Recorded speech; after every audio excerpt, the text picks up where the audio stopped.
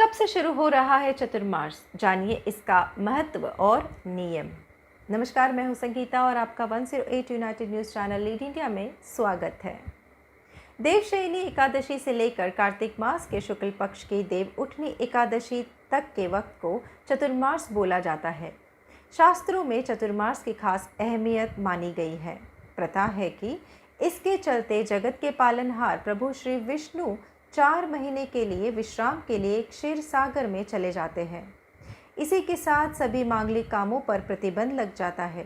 चतुर्मास के चलते सृष्टि का संचालन महादेव करते हैं। इस बार देवशयनी एकादशी 20 जुलाई 2021 को है तथा देव उठनी एकादशी 14 नवंबर 2021 को है। इसलिए 20 जुलाई से लेकर 14 नवंबर तक के वक्त को चतुर्मास माना जाएगा। जानिए चतुर्मास के संबंधित विशेष बातें। चतुर्मास को धार्मिक दृष्टि से बहुत अहम माना जाता है।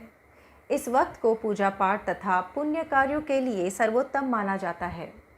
प्रथा है कि चतुर्मास के पहले शिव जी माता पार्वती को लेकर पृथ्वी के ब्रह्मांड के लिए निकलते हैं। शिव जी को भोलेनाथ भी कहा जाता है क्योंकि उनका हृदय बेहद कोमल है। इसीलिए वे शीघ्र ही खुश भी हो जाते हैं तथा शीघ्र ही नाराज़ भी होते हैं। ऐसे में चतुर्मास के चलते अच्छे कार्यों का फल भी शीघ्र मिलता है और बुरे कार्यों की सज़ा भी प्राप्ति होती है।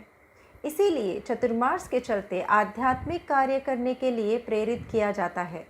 चतुर्मास में कई व्रत भी होते हैं। इसी के साथ पूजन का सिलसिला आरंभ हो जाता है। देव पूजन, रामायण पाठ, भागवत कथा पाठ आदि के लिए चतुर्मास के दिन खास माने जाते हैं। इसके चलते इन कार्यों को करने के खास पुण्य की प्राप्ति होती है।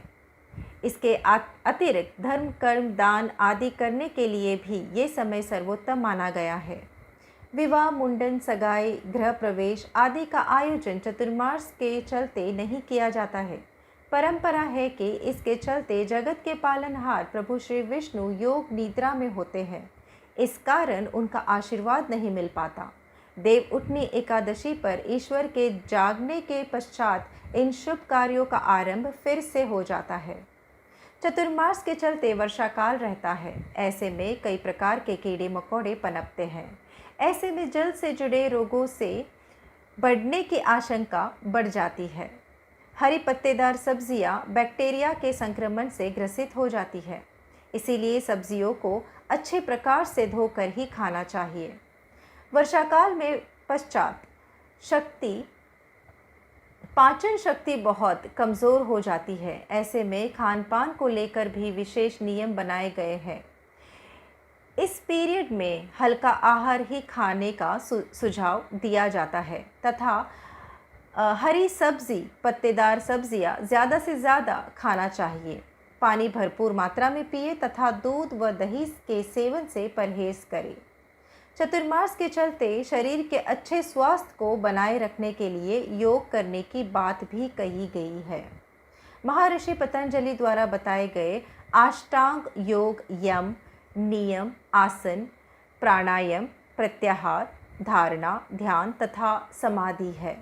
गृहस्थ व्यक्ति को इनमें समाधि को छोड़कर बाकी 7 का अभ्यास अवश्य करना चाहिए। यदि आपको हमारा यह चैनल अच्छा लगे तो लाइक और सब्सक्राइब करना ना भूलें। धन्यवाद। कोई प्रश्न रह गया हो तो कमेंट जरूर कीजिए, हम कमेंट पढ़ने की कोशिश करते हैं।